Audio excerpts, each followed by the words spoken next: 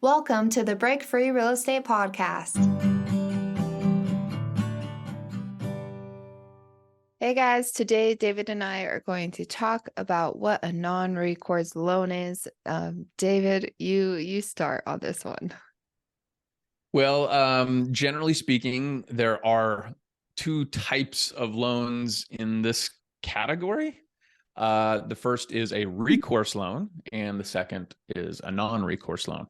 A recourse loan is simply a loan that you're probably most familiar with, where a lender who you get the loan from has the ability to foreclose on your property and take the property back through the foreclosure process. But not only that, they can then go after you personally for your own and pursue your own personal assets.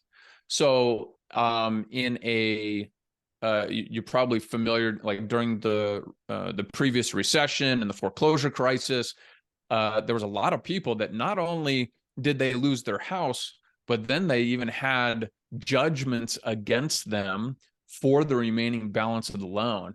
And in many cases, the lenders were able to go as far as garnishing wages against these people or pursuing some of their other assets. So that's a recourse loan, and that happens traditionally in residential financing. And then you have what's known as a non-recourse loan. Non-recourse loans are generally in the commercial financing space. And it's just simply that the lender's only recourse is against the property itself. They have no recourse against the borrower personally. So on virtually all of our commercial loans on our apartment communities that we've bought, those are all non-recourse loans. There are a few caveats that they call them bad boy carveouts, meaning you can't be doing unethical things or illegal things that would supersede that, and they could pursue you. But if you're following all the covenants and agreements inside of the loan agreement, then their only recourse is to pursue the property if the deal fails. And they wouldn't be able to come after you personally for any judgments or any of your own personal assets. So that's just a high level what a non-recourse loan is.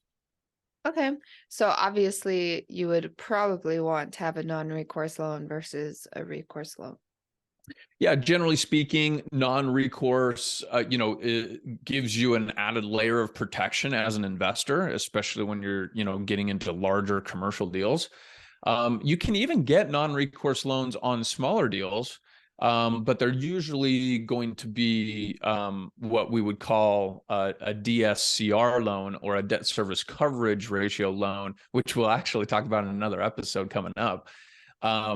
But it's generally going to be on an investment property, and the lender is going to underwrite the property more than they're going to underwrite you and your ability to pay. And so there's some advantage to the borrower. Yes, there's some, you're pushing off a lot of the liability or the risk, but the lender's taking on that liability and risk, and therefore you probably are going to end up with a higher interest rate or shorter term. So there's the terms aren't going to be quite as favorable if you had a recourse loan. Okay, so technically like a conventional mortgage would be non-recourse, or would it not even hold a title like that? A conventional mortgage is generally going to be recourse. Yeah. Like your traditional Fannie and Freddie loan, FHA, that's all recourse financing. So a regular investor who's buying a property through, a duplex, that's in almost all cases going to be a recourse loan. If you are buying commercial Fannie or Freddie, then that's often non-recourse. They're underwriting the property, and they're basically saying, hey, we'll only go after the asset if there's an issue here. But they're going to require more down payment, right? Yeah, so what happens if let's say I buy a duplex with a conventional mortgage and then I can't pay it 10 years into it? then they would go through the foreclosure process if it's a recourse loan. They So take my property. As long as that settles the debt, I'm good. If it doesn't, and I can't pay the difference, I go bankrupt.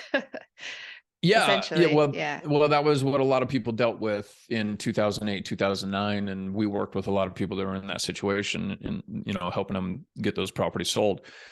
Yeah, I mean, in many cases, if there's a large judgment, let's say that you owe $500,000 on a house and the market declines, you can't pay the mortgage, and that property is only worth $350,000. Well, you've got $150,000 shortfall there. And in many cases, the lenders were willing to sell, these properties short of what were owed, but then they would go back and try to collect the remaining $150,000 from the borrower themselves. If they had other assets, if they, even going as far as garnishing wages, and that would then force a lot of people to have to file bankruptcy to protect themselves. Awesome. Great. Well, I hope you guys learned a lot about the differences, and maybe it will give you some information on what type of loan you're going to get. That's it for today. For more daily investing tips and real estate secrets, don't forget to visit breakfreerealestate.com and make sure to like, subscribe, and share our podcast. We will see you tomorrow.